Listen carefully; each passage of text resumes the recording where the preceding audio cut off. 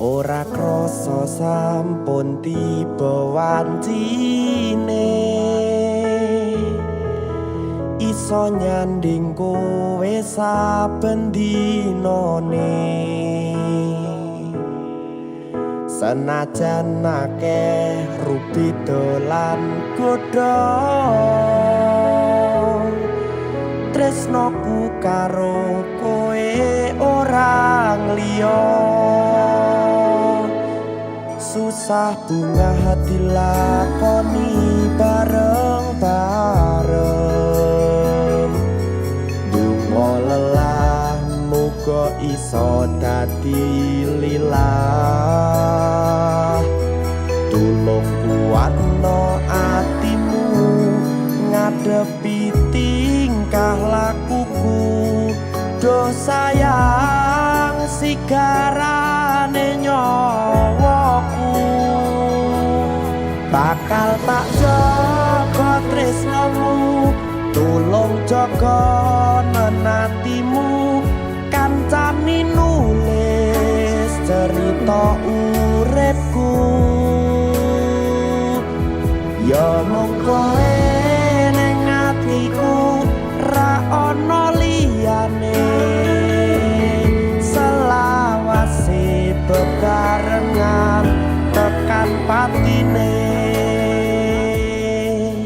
kula tampi nikahipun Hanifah Putra Estri Bapak Widodo ing kula kanthi mas kawin 12 gram emas lan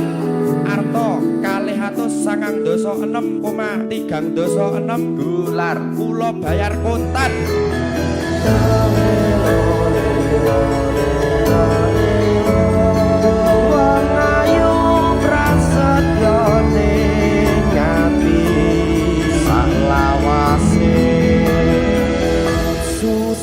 bunga dilakoni bareng-bareng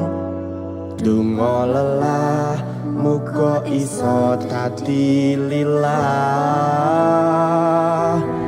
tulung kuatno atimu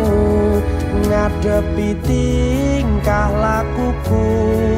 do sayang sigarane nyawaku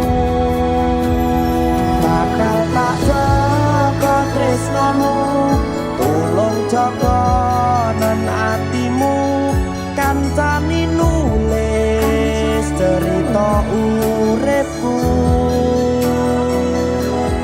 ya mung kowe ning atiku ra ono liyane selawase bebarengan tekan patine bakal tak jaga tresnamu tulung jaga atimu kancani nulis cerita uripku ya mung kowe ning atiku ra ono liyane selawase bebarengan tekan patine selawase bebarengan tekan patine